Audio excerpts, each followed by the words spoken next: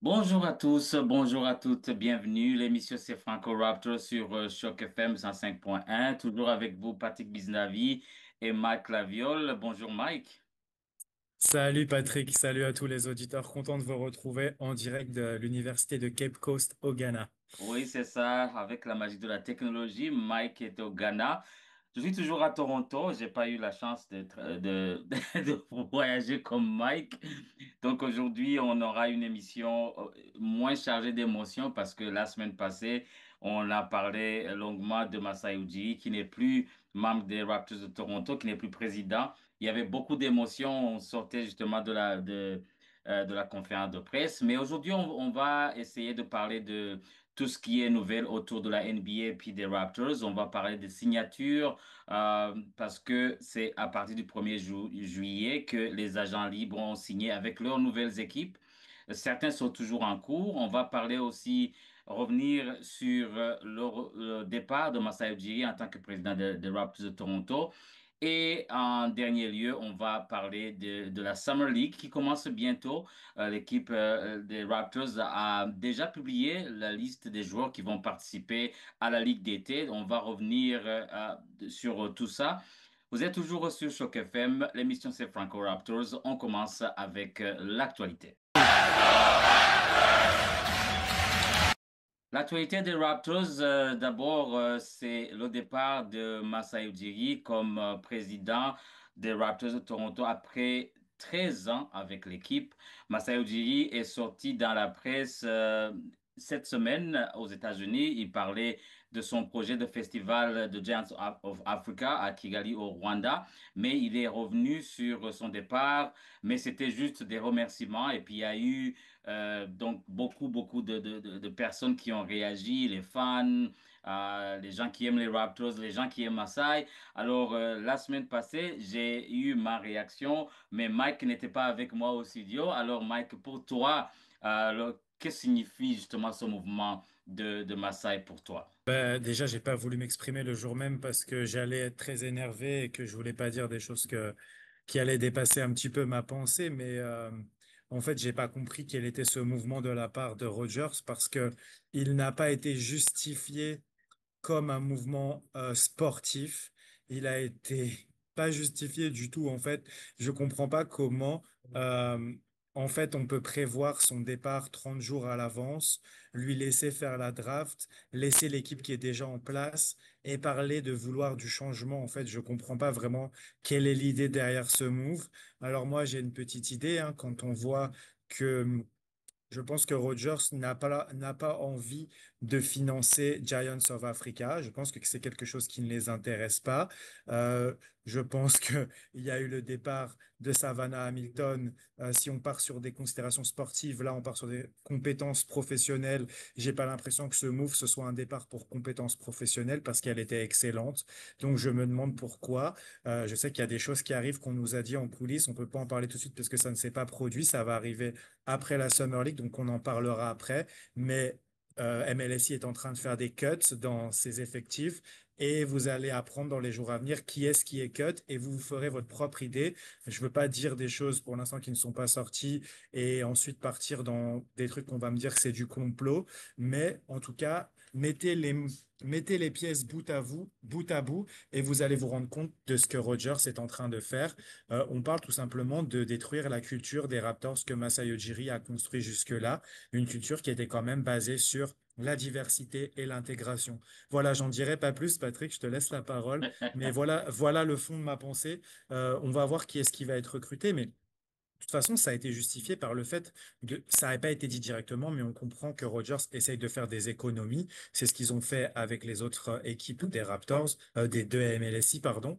Et on voit que c'est des économies sur le salaire de Masai. Donc j'imagine qu'ils ne prendront pas quelqu'un de grand statut, puisqu'ils ne voudront pas le payer. On parle par exemple de l'ancien manager des Golden State Warriors, mais c'est quelqu'un qui va prendre autant, voire plus que Masai Ujiri. Donc je n'imagine pas quelqu'un comme ça prendre sa suite. Euh, il se murmure que ce serait l'agent ou l'ancien agent de Giannis Antetokounmpo, agent grec, je crois, quelqu'un d'origine grecque, ou peut-être Bobby Webster, mais ça, je pense pas, puisque si on veut du changement, on va pas continuer et encore promouvoir la même équipe. Mais de toute façon, c'est étrange parce qu'on voit qu'on joue sur deux tableaux et que c'est pas très clair. Donc, on va voir ce qui va se passer. Mais pour moi, c'est pas une bonne chose du tout et c'est incompréhensible à ce moment-là. Si vous voulez vraiment tout changer, que vous n'êtes pas content de ce qui s'est passé avec ce management-là, vous changez tout le monde et vous repartez sur quelque chose de nouveau. Mais je pense qu'ils se sont dit qu'en fait, on trouvera pas meilleur. Donc, ils ont essayé de bricoler. On verra. Franchement, on verra, mais je suis pas très optimiste sur la direction, en tout cas niveau direction, sur la direction que la direction prend par rapport aux Raptors. Oui, c'est ça. Donc, comme tu viens de le mentionner, dans le contrat de Masai Ujiri, qui n'était pas encore, il avait encore une année sur son contrat. Et dans son contrat, il était stipulé qu'une partie de l'argent aille à Giants of Africa. On parle d'1 million de dollars que donc MLSI devait allouer à Giants of Africa. Et puis, le fait que Masai, donc, ils lui ont annoncé son départ 30 jours avant la draft et qu'ils lui ont laissé faire la draft. Donc, c'est qu'ils avaient confiance en lui. Donc, c'est pas juste une décision sportive, parce que si c'était une décision sportive, un, il n'aurait pas pu laisser faire la draft. Deux, il n'aurait jamais laissé son équipe intacte. Donc, c'est lui seul qui est parti. Bobby Webster est toujours là. Toute l'équipe est toujours là. Et donc, Bobby continue donc, la gestion des Raptors. Donc, on se dit que c'est au-delà donc des résultats sportifs qu'il est parti. On avait entendu parler justement que quand il a signé son contrat en cours, que Rodgers n'était pas content à cette époque, mais Rodgers n'avait pas la majorité de l'équipe, donc ils ont laissé aller. Mais maintenant que c'est fait, ils ont la majorité de MLSI. Là, c'était le départ de Massa et beaucoup d'autres, parce que on a eu des collègues journalistes qui ont été remerciés avant même que Masai soit donc la décision de Masai soit dite officiellement. Il y a eu beaucoup de départs dans le système Rogers au niveau du sport. Alors, une dernière question avant de clôturer ce sujet. Pour toi, Mike, qu'est-ce qu'il laisse Masai? Qu'est-ce que tu vas te souvenir de Masai? Quelle est l'empreinte de Masai après 13 ans donc à la direction des Raptors? Bah, ça, c'est les Raptors, en fait. C'est l'essence des Raptors. C'est oui de North. C'est lui qui a créé ça. C'est une culture de la gagne, mais aussi, c'est une équipe qui est internationale, qui recrute des joueurs venant de tout pays, qui est ouverte à la diversité, qui fait la promotion de la diversité. Pour moi, tout ça, c'est Masai et c'est tout ça que Rogers est en train de détruire. À suivre. On va voir ce qu'il en est. On sait qu'au Canada, on est beaucoup dans la communication, donc on va voir si la communication change drastiquement. Mais pour moi, Marseille, c'est tout ça, c'est au-delà du basket en fait, parce que oui, c'est un dénicheur de talent aussi, bien sûr. Et c'est quelqu'un qui a rendu en fait les Canadiens et les Torontois fiers de leur équipe de basket. Il faut le dire. Avant lui, l'équipe, elle était nulle part. Il y a eu les années Vince Carter, mais après ça, c'était très compliqué. Et dès qu'il est arrivé, il a changé les choses, il a mis en place des choses. Les gens oublient très vite que Masai, c'est pas juste le titre de 2019, c'est que ce titre de 2019, c'est une construction jusque-là, depuis 2013 jusqu'à 2019. Et après, il faut savoir il a dû traverser des épreuves terribles. Déjà, il y a eu Covid. L'équipe a quand même réussi à être compétitive avec Covid et aller en demi-finale de conférence. Moi, je dis toujours, je reste persuadé que s'il n'y avait pas eu Covid, que les Raptors avaient joué devant leurs fans, que Pascal Siakam ne s'était pas arrêté de jouer pendant 3 mois, je reste persuadé que les Raptors pouvaient défendre leur titre. Est-ce que ça aurait même été contre les Lakers en finale? Je suis pas sûr, mais en tout cas, ils avaient les armes pour défendre leur titre. Même sans Kawhi, même sans Danny Green, ils avaient construit une très belle équipe. Je crois que la défense, elle était encore meilleure que la saison précédente. Donc pour moi, et ensuite, après ça, il a dû jouer à Tampa pendant toute une année. Les Raptors ont joué à l'extérieur pendant toute une année. Et ensuite, euh, ils ont tanké, ce qui est quelque chose de très rare avec Masai, et ils ont récupéré Scotty Barnes. Et on oublie très vite que dès la saison suivante, les Raptors étaient de nouveau compétitifs. Parce que j'entends dire des fans à droite à gauche qui disent depuis le titre, c'est très pauvre. Non, c'est pas vrai. Depuis le titre, c'est pas très pauvre. La saison après Tampa, qui était une obligation de tank, puisque de toute façon les Raptors n'y arrivaient pas ils jouaient à l'extérieur tout le temps. Ils n'avaient pas de fanbase pour eux. Ils ont reconstruit immédiatement. Ils ont été cinquième de la conférence Est. Ils sont allés au premier tour, ils ont perdu contre Philadelphie. Malheureusement, ils sont tombés contre Philadelphie, une grosse équipe. Et il faut se rappeler que Scottie Barnes se blesse après le premier match, que Gary Trent Jr. est malade pendant 3 matchs. Il y a eu énormément de circonstances qui malheureusement n'ont pas fait, qui sont passées. Mais je me rappelle qu'à l'époque, il y avait énormément d'observateurs qui voyaient que les Raptors pouvaient passer contre Philadelphie. Donc ça s'est pas fait, mais l'équipe était compétitive. Et enfin, la saison suivante, c'est là que tout a dégringolé pour moi, parce que tout le monde s'attendait à ce que cette équipe jeune progresse. Et en fait, malheureusement, elle a atteint ses limites avec Nick Nurse. Je pense que les joueurs en ont eu marre de la vision 6-9. Il n'y avait pas de centre. Scottie Barnes devait jouer 5. L'équipe était sous-dimensionnée. Et au final, ça n'a pas fonctionné alors que tout le monde espérait voir l'équipe progresser. Et maintenant, c'est tout ce qu'on peut espérer, c'est que l'équipe repart dans la bonne direction et que dès l'année prochaine, ça progresse, mais que ce soit juste une première étape vers une continuité dans la progression. Après, je pense que niveau sportif, on n'a pas trop à s'inquiéter. Moi, ce qui m'embête le plus, c'est vraiment tout ce qu'il y a autour des Raptors qui va vraiment changer avec, avec une nouvelle direction. J'espère quand même. Je pense pas qu'il va mettre des gens en place qui seront radicaux, tu vois, mais c'est un peu tout ce qu'il y a autour de MLSI qui me dérange un petit peu parce que les Raptors, c'était tout ce que j'aimais par rapport à la diversité et tout ça. Donc, j'ai un peu peur que on perd tout ça et c'est ce qui faisait l'essence des Raptors parce qu'on le dit toujours, quand tu vas au match des Maple Leafs, c'est quand même la communauté blanche canadienne en majorité. Quand tu vas aux Raptors, c'est une diversité de partisans qui viennent de tout horizon et j'espère qu'on va continuer à les inclure dans tout ce que fait l'équipe. Voilà, je n'en dis pas Ah, plus. oui, c'est ça, tu as tout à fait raison. Masai, c'était un génie d'abord de trouver les talents, que ce soit au niveau de son équipe à lui, donc l'équipe de management, Bobby Webster, Teresa qui est devenue la présidente de Tempo. Donc, il a trouvé les bonnes personnes pour les mettre à la bonne place. Et puis, au niveau basketball, il y a pas mieux. Il a découvert Siakam qui a été loin dans la draft, Fred VanVleet qui n'était pas drafté, qui devient champion, qui devient All-Star, maintenant qui est bien payé à Norman Powell, tous ces gens-là, c'est grâce à Masai Ujiri qui a pu les découvrir et puis cultiver une culture qui fait que l'équipe gagne. Il a amené les Nano 5, il a construit le OVO Center, donc il a fait vraiment beaucoup au niveau basket. Mais au niveau de la culture, comme tu le dis, au niveau de la diversité, je ne vais jamais oublier la photo qui montre le nombre de femmes qui étaient dans l'équipe de management avant Massa. Il y avait seulement une femme, une seule femme. 13 ans plus tard, ils sont presque plus de la majorité des gens qui travaillent dans le staff des Raptors. Donc la diversité au niveau culture, au niveau genre, et tout ça, c'est vraiment donc l'aspect Maasai. Et puis lui, en tant que personne, il y a pas mieux. Il y a pas mieux. On a eu la chance de le rencontrer à plusieurs reprises. Et puis ce qu'il a fait de Giants of Africa, ce qu'il a fait en Afrique, au Canada. Là, il vient d'ouvrir un terrain à Halifax pour les communautés de descendance africaine. Il en avait fait dans la région de Jen Fitch, ici à Toronto. Donc son impact, ça va au-delà du basket. Ça va au-delà du Canada parce que c'était la seule équipe canadienne professionnelle au niveau du basketball. Et le jour, ça je t'avais pas dit, le jour où j'ai fait mon camp de basket en 2019 au Burundi, je suis allé voir des jeunes jouer en week-end et quand ils m'ont vu, ils ont dit Raptors. Donc ils m'identifiaient aux Raptors. Et ça, je le dois à Masai parce que c'est grâce à lui que l'équipe des Raptors de Toronto est connue mondialement.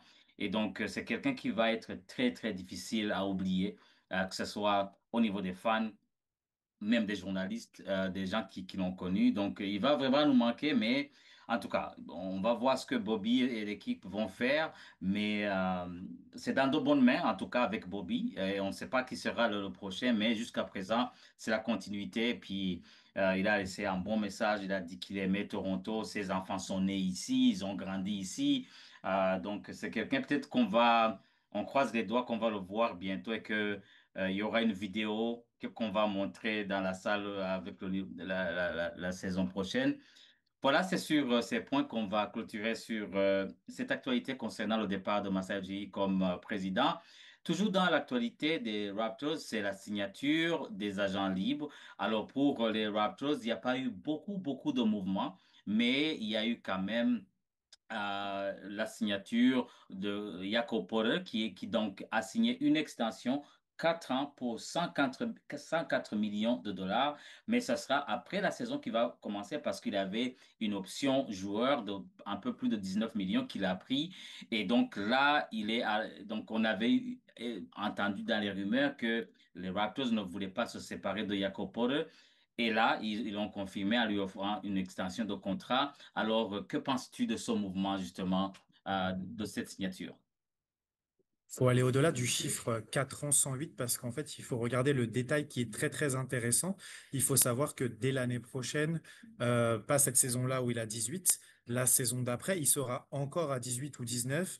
Et en fait, c'est ensuite avec le cap space qui augmente que cela va augmenter. Donc c'est ça qui est très très intéressant, c'est que en fait, Jakob Poeltl ne va pas être cher. Honnêtement, il va pas être cher par rapport à ce que valent les pivots titulaires dans la ligue.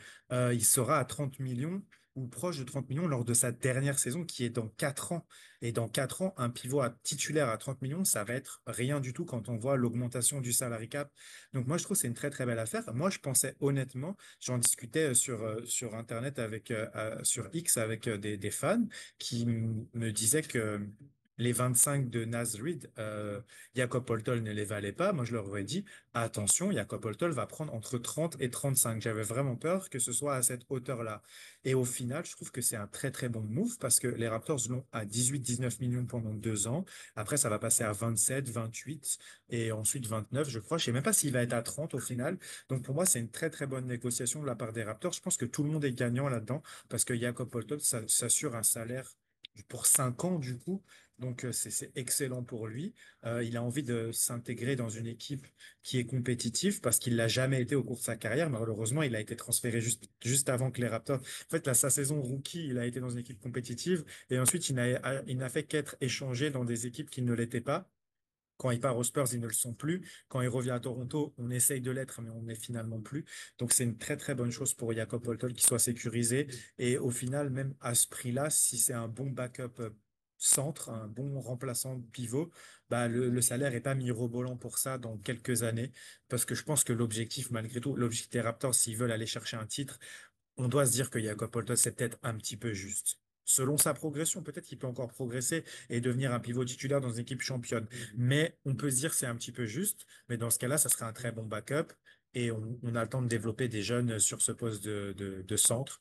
Donc c'est une très très bonne chose pour moi. J'ai rien à redire là-dessus. Je trouve que la négociation est très bonne et elle est bonne dans les deux sens pour le joueur et pour la franchise. Oui, ça donne une certaine flexibilité financière pour signer d'autres personnes et surtout qu'il vient de faire la meilleure saison de sa carrière carrément avec les Raptors. Alors sur le terrain, comment est-ce que tu vois Jakob Poeltl avec l'équipe qui va être, on espère, compétitive cette saison et le futur? Le rôle va rester le même, hein, je pense. Hein, c'est cette utilisation qu'a de lui Darko Rajakovic en tête de raquette et en poseur d'écran et qui va rouler, qui va faire des passes en short roll. On en a déjà parlé à plusieurs reprises. Vraiment, là où il peut progresser, c'est dans sa lecture. Il est très bon pour lire la première option. Maintenant, il faut qu'il apprenne à lire la deuxième, la troisième. Mais ça va arriver avec le temps. Hein, il nous l'avait dit dans l'interview de fin de saison. C'est vraiment ça là-dessus où il peut progresser, qui continue à être dur en défense, c'est tout ce qu'on veut voir. On a plus envie que les gens disent que c'est un pivot qui est mou. On l'a vu à plusieurs reprises, mais je pense qu'il a un peu réglé ça. Darko Rajakovic, je pense qu'il y est pour beaucoup. J'espère qu'il va continuer à être agressif en fait, parce que il a vraiment toutes les armes pour être un centre moderne en dehors du tir à 3 points. On a vu son flotteur là, et d'ailleurs j'ai fait la comparaison par exemple pendant les séries avec Hartenstein qui essayait de le faire mais qui était beaucoup moins précis là-dessus. Et du coup, quand je voyais Yak comment il était capable de finir comme ça, je pense que ça va être une arme très importante, surtout aux côtés des nombreux scoreurs qu'ont les Raptors. On n'a pas besoin que Yak marque 15 points par match comme cette saison, mais je pense que juste par le fait de ses bons déplacements, ses bonnes lectures et on espère une progression au lancer franc, bah qu'en fait il va continuer à être dans ces eaux-là et ce sera parfait en tant que quatrième ou cinquième option du 5 de départ. Oui, et ce poste de 5 c'était un poste où on voyait un besoin réel depuis la saison passée. Même avant la draft, on pensait que les Raptors allaient avoir un recrue au poste 5 mais ça n'a pas marché. Et donc, ils ont choisi d'autres personnes. Mais là, ils viennent de signer un backup donc qui vient des Spurs de San Antonio. Il s'agit de Sandro Mamou. Le nom est vraiment compliqué. Mamou Dommage. Kelashvili, qui est donc en backup qui sera le backup de Jakob Poeltl. Alors, pour toi, comment est-ce que tu vois justement la signature de Sandro, qui a quand même quelques bons matchs avec les Spurs l'année passée, un bon tir à 3 points bon, pour question de spacing, ça va être très bon à voir avec le Raptors et surtout le système d'Arco. Alors pour toi, la signature de Sandro, que sera l'impact? Comment est-ce que tu le vois en tant que centre backup? Bah, pour l'instant, moi, je dois t'avouer que je suis pas convaincu, en fait, par le profil. Je ne mets pas en doute le niveau du joueur qui a montré de très belles choses. Quand tu vois des highlights, c'est plutôt pas mal. Mais pour moi, c'est pas, en fait, le profil dont on a besoin parce que déjà, il est sous-dimensionné. Il fait que 6-9 et on a déjà que des joueurs dans cette taille-là. En fait, j'ai l'impression qu'on a encore recruté un ailier qui prétend être centre, mais qui n'a pas la taille et qui n'a pas le jeu. C'est pas un rim protecteur, il est pas très bon en défense. Donc oui, il va space, mais en fait, c'est un peu un profil similaire à Kelly Olynyk, en fait. Et je pense qu'on a déjà des joueurs qui doivent développer leur jeu de passe, comme notre rookie, Colin Murray-Boyce, qui serait très bien dans ce rôle-là. Mais du coup, on a besoin de quelqu'un qui est un rôle différent, un profil de rim protecteur, un profil grand, vraiment. Donc ça me dérange un petit peu et je suis même pas sûr que ce serait à vérifier. Je sais pas si le contrat est garanti et je sais pas s'il sera là après le training camp. Ça va vraiment être à suivre. Est-ce que c'est un contrat garanti? Je suis pas sûr. Ils n'ont pas forcément dit, ils le disent jamais. En fait, ils accueillent toujours les joueurs quand ils signent des joueurs à ce moment-là, mais on le sait que après que peut-être c'est pas garanti et que moi, j'ai du mal à le voir. J'ai du mal à le voir parce qu'on a déjà énormément de joueurs dans ce profil. Et ouais, on n'a pas forcément de shooter, c'est clair. Donc, mais est-ce que ça veut dire que Jonathan Mobo, on va pas du tout le voir, quoi? Parce que là, si on a Mamou Keshvili et Colin Murray-Boyle, qui sont tous les deux des 5 sous-dimensionnés ou des 4, du coup, Mobo, on en fait quoi? Donc, je pense que peut-être l'effectif n'est pas concrétisé encore. Il va peut-être y avoir encore des mouvements. On parle toujours de RJ Barrett, bien sûr. Est-ce qu'il sera encore dans cette équipe au démarrage de la saison? Je pense que maintenant, c'est la grande interrogation. Et j'imagine que s'il y a un trade, peut-être que ça va se faire avec Mobo, parce que j'ai du mal à lui voir une place, malheureusement. Après, on peut imaginer des 5 avec Mobo, avec CMB, avec Mamo Kejveli qui va space, mais essentiellement, ça pourrait être intéressant. Mais quand même, je trouve que là, on a trop de profils similaires, même si lui, c'est un shooter par rapport aux autres, mais de cette même taille. On est en train de refaire la vision 6-9 avec des profils qui se ressemblent. Donc, je suis pas très convaincu, en fait, pour l'instant, de cette signature. Peut-être qu'il me prouvera le contraire, dès le training camp et les matchs de pré-saison. Mais pour l'instant, j'ai du mal à voir, quel est l'intérêt de cette signature. Oui, ce que tu dis est vrai. Moi, je le vois exactement comme Kelly Olynyk, quelqu'un qui peut ajouter un peu de spacing dans le système et puis qui peut marquer à 3 points. Et dans ce cadre-là, peut-être ils peuvent mettre Mogbo en 4 et puis Sandro en 5 parce que Mogbo, son tir à extérieur n'était pas fameux la saison passée. Mais défensivement, Mogbo est mieux que Sandro. Là, il y a même pas de ressemblance, mais c'est à voir. Mais donc, avec la signature de Sandro, là, ça veut dire que Chris Boucher n'a plus sa place parce que l'équipe est au complet. Là, ils vont signer les two-way, sachant que Ulysse Chomche est toujours sous contrat, donc il va continuer sa progression. Mais là, ça veut dire le départ de Chris Boucher. Alors, comment est-ce que tu vois ce choix-là? Parce que Chris Boucher, ça faisait 2 saisons qu'il ne jouait pas carrément avec l'équipe. Donc, ça sera probablement le départ de Chris Boucher. Comment est-ce que tu vois cette situation? Est-ce que tu t'y attendais? Est-ce que tu avais un peu d'espoir que le seul francophone qu'on avait allait rester avec l'équipe? Mais tel que l'équipe est pour le moment, ils sont complets. Ils sont complets. Il y a plus de place, il y a plus de signatures à faire, sauf les two-way, à moins qu'il y ait des échanges. Comment est-ce que tu vois cette situation avec Chris Boucher? À mon avis, c'est terminé. Malheureusement, parce que on a eu des rumeurs qui sont sorties aujourd'hui, comme quoi il y a des équipes qui sont intéressées par Chris Boucher. Les Raptors ne sont pas dans les équipes intéressées, donc j'ai du mal à voir comment. Je pense que c'est acté que Chris Boucher va partir, malheureusement, parce que sinon, je pense que ça se serait fait assez rapidement, puisque ils auraient pas fait Mamou. Donc, ouais, je pense que, sauf s'il y a un échange et que Chris est toujours disponible, peut-être, si tu fais un échange où tu envoies plus de joueurs que tu en reçois, pourquoi pas, mais moi j'ai l'impression que c'est acté et je vois bien Chris Boucher partir, pourquoi pas à Portland, parce qu'il faut rappeler que c'est là où il a fait son université. Il était à Oregon, Oregon State. Donc, affaire à suivre, mais à mon avis, Chris Boucher ne sera pas un Raptor l'année prochaine et c'est très malheureux pour nous. Ouais, c'est très malheureux pour nous. C'est le seul francophone qui est resté. Et puis, dans les nouvelles personnes qui arrivent, il n'y a aucun francophone. Il est vrai que Sandro parle apparemment 5 langues, mais le français n'est pas dans les langues qu'il parle. Donc, on va voir. Oui, c'est le départ du joueur qui est resté de l'équipe de 2019 qui a gagné le titre, donc Chris Boucher, qui va certainement partir des Raptors. On a eu de bons mémoires avec Chris Boucher. C'était notre premier invité dans Impact Basket. Il a fait la vidéo promo de notre podcast avec plein. C'est quelqu'un qui est vraiment aimé par les fans. Donc, il va aussi nous manquer. C'est un autre grand départ après le départ de Masai. On va voir.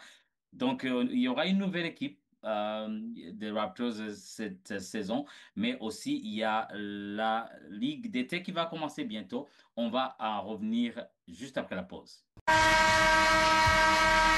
Nous sommes en pause. Si vous appréciez l'émission, pensez à vous abonner à notre chaîne YouTube de Choc FM. Activez la cloche pour ne rien manquer. Likez et commentez. Vous pouvez aussi retrouver ce podcast en rediffusion sur toutes les plateformes. Le nom, c'est bien sûr Franco Raptors avec vous, Patrick Biznavi et Mike Laviole, toutes les semaines, les samedis, à partir de 13h sur Choc FM.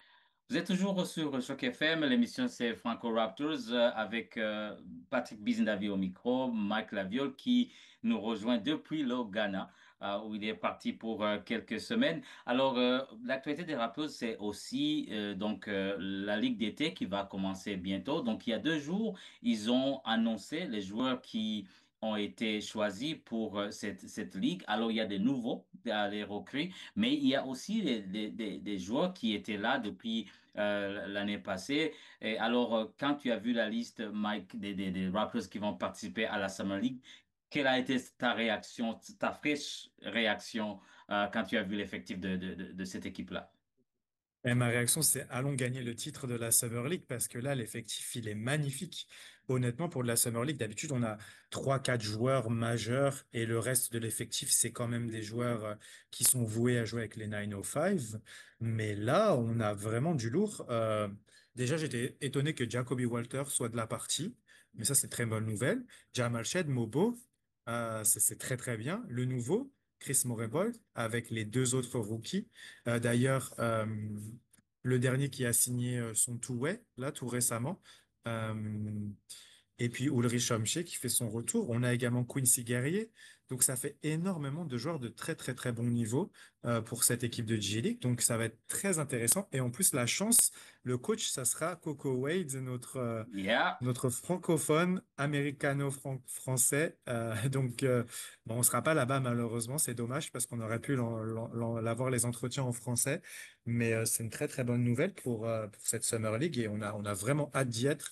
Franchement, je pense que cette équipe, il y a AJ Lawson aussi, j'avais Mhm. oublié. AJ Lawson fait partie de la liste, donc je pense qu'il y a plus qu'un 5 de départ qui est très très intéressant là. On a quasiment 9, 10 joueurs qui ont un très très bon niveau, en tout cas qui sont très attendus. Donc ça va être très positif. On sait souvent que les sophomores brillent énormément en Summer League. C'est souvent ça qu'on regarde. Euh, Faut pas vraiment tirer de conclusion de la Summer League, surtout pour les rookies, mais les sophomores souvent on peut tirer des conclusions s'ils ne brillent pas, parce qu'ils doivent briller. C'est leur deuxième année, ils connaissent les rouages de la NBA, donc on a besoin que les sophomores soient efficaces. J'ai pas vu s'il y avait Jamison Battle dans la liste. Oui, il est dans la liste. Il y a aussi Jamison Battle, donc Ouais. oh, l'effectif, il est pléthorique là. C'est vraiment très intéressant et je pense qu'ils doivent aller au titre. Là, il faut qu'ils gagnent tous leurs matchs. Il y a pas à réfléchir. Le 5 de départ peut être Jamal Shead, Jacoby Walter, Jamison Battle, Jonathan Mobo et au centre, il y a Castleton aussi, je crois, qui est avec l'équipe. Oui, Ulysse Chonché. Et Ulrich Hamché. Donc, tu vois, il y a Ouais. deux 5 potentiellement très, très bons. Donc, ça va être très, très intéressant. Ouais. Ouais, ils ont annoncé une liste de 16 joueurs qui inclut donc les deux recrues, Colin Murray-Bowles, Elijah Martin. Et puis, il y a des joueurs qui étaient là l'année passée, comme Jamal Shead, Jacoby Walter, Jonathan Mogbo. Et puis, c'est pas juste des sophomores, c'est des gens qui ont joué pas mal de matchs NBA, donc qui ont l'expérience NBA et là qui se retrouvent donc en Ligue d'été. AJ Lawson, il y a le nouveau Cliff Omoruyi qui sera là aussi. Donc, c'est vraiment la continuité de formation de ces jeunes-là. Moi, je vois une similitude de la vente 2019 avec la Bench Mob qui a été développée justement grâce à la Summer League, grâce au 905. Je pense que les Raptors ont fait ils ont signé leurs joueurs l'année passée avec Brandon Ingram et d'autres. Et cette année, il n'y a pas eu beaucoup de bruit, mais c'est une équipe en continuité. C'est les mêmes joueurs qui étaient l'année passée. Je les vois comme les Indiana Pacers cette saison où c'était l'équipe de l'année précédente qui a continué. Donc, il y a une certaine continuité et que l'équipe des Raptors dans une division Est, dans une conférence Est, il y a de la chance que ce soit une équipe très compétitive grâce justement à ces jeunes-là qui vont avoir l'expérience de la Summer League et puis qui ont eu l'expérience l'année passée de jouer des matchs des Raptors et des 905. Donc, c'est une continuité qui continue. Et bien sûr, comme tu l'as dit, notre cher ami coach Wade qui sera là pour continuer cette équipe. Alors, ils ont déjà annoncé l'équipe, ils ont l'horaire, déjà le calendrier. Ils vont jouer, donc ce sera à Las Vegas du 10 au 20 juillet, donc dès donc la semaine qui commence. Il y aura un match contre Chicago, un match contre Orlando, un match contre Denver et le dernier match, ce sera contre Golden State. Donc, on pense vraiment qu'on aura de bons résultats de ces jeunes-là. Alors, pour continuer sur cette lancée-là, avec la non-signature des grands noms, on avait pensé Yanis, on avait pensé à KD, mais ce sera plutôt une continuité côté Raptors. Alors, comment est-ce que tu vois, avec l'effectif qu'ils ont, les jeunes qu'ils ont, les recrues qu'ils ont eu à la draft, comment est-ce que tu vois la saison prochaine? La saison prochaine, bah, je pense que comme tu l'as dit, ça va être dans la continuité. L'essentiel, ça va être de bien intégrer Brendan Ingram, mais il a pu le faire pendant déjà plusieurs mois, donc ça, c'est vraiment une très bonne chose. Je pense qu'il a pu déjà intégrer les systèmes de jeu de Darko Rajakovic, de voir comment les Raptors jouent. Donc ça, c'est très bien. Après, je pense qu'on va attendre avant de s'imaginer de voir comment cette équipe va jouer parce que je suis pas certain que l'effectif soit définitif. Je pense qu'on pourra en reparler au début septembre quand on va faire la preview de la saison et vraiment Ouais. se pencher sur à quoi peuvent ressembler les rotations, qui sera titulaire, etc. Après, je l'ai dit, hein, moi personnellement, si RJ Barrett est toujours là, j'aimerais le voir dans un rôle de sixième homme à la Manu Ginobili et j'aimerais voir Jacoby Walter prendre une place de titulaire au fil de la saison, hein, pas d'entrée, mais petit à petit, j'aimerais voir ça. Et du coup, je vais être très intéressé de voir comment va se comporter Jacoby Walter sur cette Summer League parce que ça va être vraiment très intéressant. Est-ce qu'il va prendre un nouveau rôle? Est-ce qu'il va être l'option numéro un de cette équipe de Summer League? Est-ce qu'il va être capable de se créer son tir, de scorer beaucoup? J'aimerais le voir scorer beaucoup. J'aimerais voir s'il est capable de créer du jeu aussi. Est-ce qu'il est et puis défensivement, on veut voir des progrès aussi. Il a été déjà très intéressant. Est-ce qu'il peut continuer comme ça? Et puis ça va être la même chose pour tous les autres joueurs, hein. Jamal Chet, on veut que ce soit notre deuxième meneur. Il faut qu'il montre qu'il est capable de driver l'équipe, de scorer, de faire les bonnes passes, etc. On va continuer à voir les progrès de Mobo dans le tir. On va regarder ce que Colin Murray-Boyle, comment il va être utilisé. Ça va être très intéressant de voir est-ce que les Raptors le considèrent comme le small ball 5 ou est-ce qu'ils le considèrent comme un poste 4 à côté de qui ils vont mettre peut-être Mamou? Peut-être c'est ça l'objectif. Peut-être que on ne considère pas comme un poste 5. On lui met un gars à peu près de la même taille à côté, même plus grand quand même. Il est plus grand, j'exagère. Et Mamou est officiellement le 5, mais c'est Colin Murray-Ball qui va défendre ce poste-là, mais en attaque, pareil, il va s'occuper de. Donc, il y a plein de choses à regarder en fait sur cette Summer League. Il y a énormément de joueurs qui peuvent essayer de se frayer un chemin vers les Raptors, parce que je pense à Quincy Guerrier, par exemple, qui a été appelé. Quincy Guerrier, il a vraiment une carte à jouer. Là, il était en CEBL avec l'équipe de Montréal, où ils ont donné un rôle de leader offensif. Est-ce qu'il a bien appris de ça et qu'est-ce qu'il va montrer? Est-ce que c'est juste un joueur qui sera limité à être avec les 905? Est-ce qu'il peut montrer plus? On sait qu'il y a toujours une surprise, tu sais, de fin de Mhm. camp. Je pense que Quincy Guerrier peut se qualifier, entre guillemets, pour être dans le camp. Après, à voir, hein, qui c'est qui obtiendra les contrats. Mais ça va être très, très intéressant. Et puis, bien sûr, on va pas faire un instant Chomché, mais quand même, on va avoir hâte de regarder ce que va nous donner Ulrich Chomché après sa longue blessure. Qu'est-ce qu'il va avoir appris de cette blessure? Est-ce que on va le voir transformer dans sa compréhension du jeu, dans ses déplacements, tout ça? Est-ce qu'on va lui donner un rôle plus large? Est-ce que pour l'instant, il va être juste protecteur de cercle et je roule sur sur les écrans et c'est tout? Est-ce qu'ils vont lui faire plus parce qu'il va avoir travaillé sur sa compréhension du jeu? Il y a énormément de choses que j'ai hâte de voir. Et je pense que je vais faire des nuits blanches ici à cause du décalage horaire parce que ça se passe sur la côte ouest des États-Unis, mais je vais quand même essayer de regarder les matchs si la connexion me le permet. Oui, c'est ça. Donc, des choses, des bonnes choses à voir. Alors, avant de terminer, on va quand même aller autour de la NBA. Il y a eu de grosses, grosses nouvelles. D'abord, on s'y attendait un peu plus ou moins la signature de Kevin Durant avec les Houston Rockets. Ils ont vraiment mis le paquet, les Houston Rockets. Ils ont signé leur coach en extension. Ils ont confirmé Adams en tant que centre. Ils ont re-signé Fred VanVleet comme meneur, mais là, ils ont échangé et Kevin Durant est maintenant dans l'équipe des Houston Rockets. Et en plus, il y aura un troisième centre, Clint Capella, un ancien de Houston qui revient, donc qui était à Atlanta pendant quelques saisons. Alors, comment est-ce que tu vois cet échange-là? Est-ce que ils vont pouvoir détrôner OKC comme champion cette année? Comment est-ce que tu vois la dynamique de cette équipe-là avec l'ajout de Kevin Durant et la signature de ces gens-là? Là, ils ont fait du très très bon travail dans le recrutement. Ils vont être dans la continuité eux aussi, mais avec une arme offensive qu'ils n'avaient pas. Et ça va tout changer pour eux. Je pense que KD peut faire des cartons là-bas, hein. Il a encore les moyens de le faire. Et il va être entouré d'une défense qui a fait ses preuves l'année dernière, qui était exceptionnelle. Bon, ils ont perdu Dillon Brooks, mais ils ont récupéré Dorian Finney-Smith, si je dis pas de bêtises. Oui, Euh, Ils ont Capella, je sais même pas s'il va avoir du temps de jeu derrière Steven Adams, mais en cas de blessure de Adams, ils ont un troisième pivot qui est très très fort, enfin qui est fort pour un remplaçant. Et le seul poste où je regrette qu'il n'ait pas recruté, enfin je regrette si eux ils veulent être meilleurs, c'est le poste de meneur remplaçant. Derrière Fred VanVleet, ça reste Lawson, ça reste un peu léger selon moi. Et je pense qu'ils auraient peut-être dû privilégier, au lieu d'un troisième pivot, ils auraient peut-être dû prendre un deuxième meneur. Il y avait des Tyus Jones, je crois, sur le marché, des joueurs comme ça. Ils n'ont pas réussi à le faire, mais ils auront encore février pour peut-être recruter un autre joueur s'ils voient que c'est insuffisant à la main.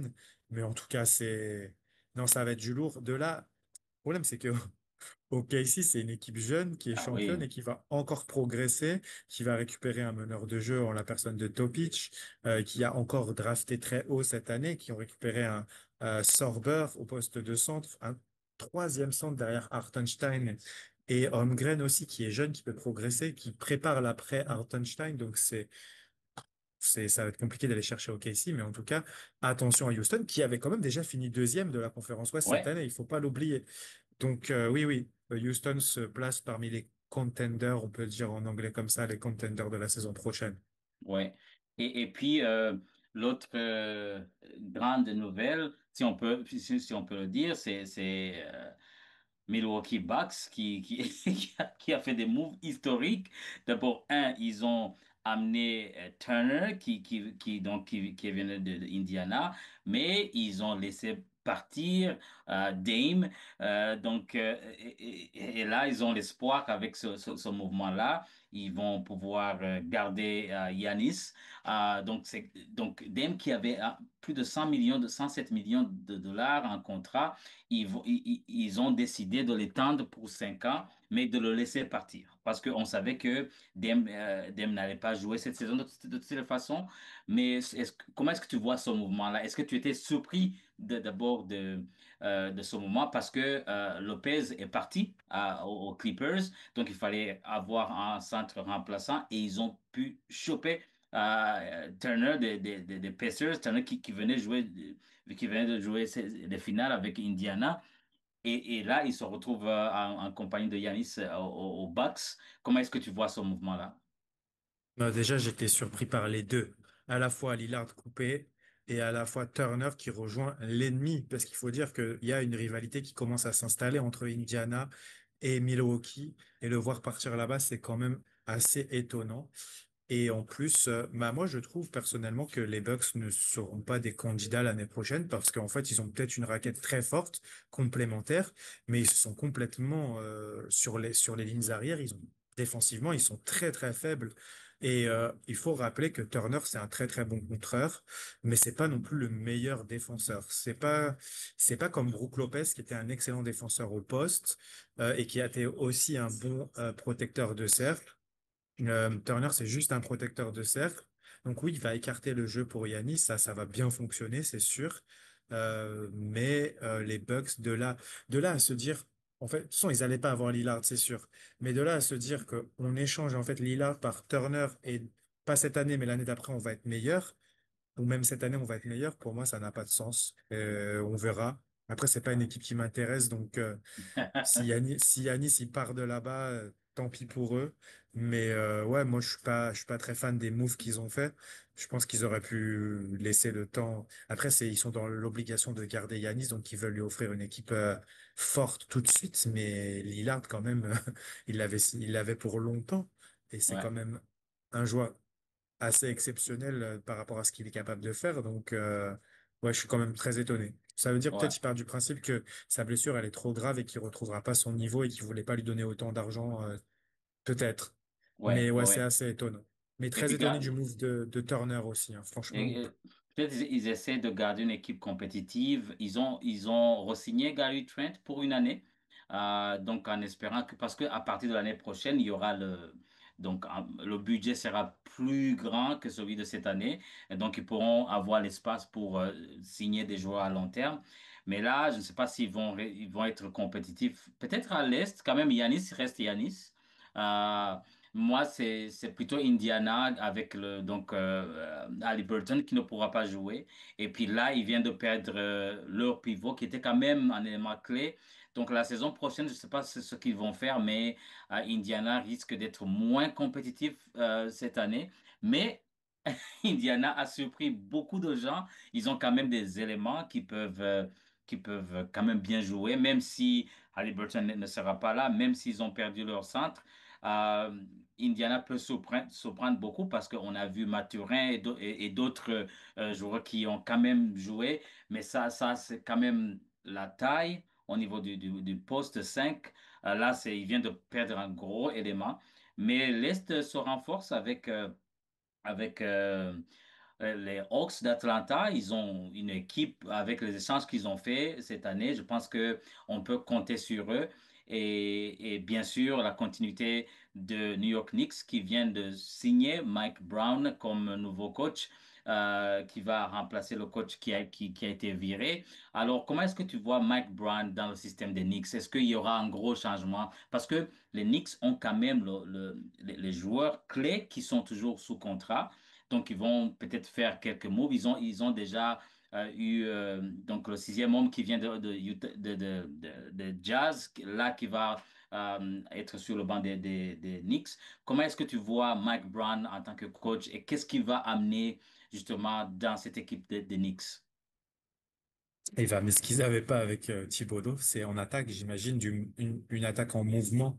Ils avaient une attaque très stagnante autour de comment Jalen Brunson, pardon. Et là, ça va être complètement différent.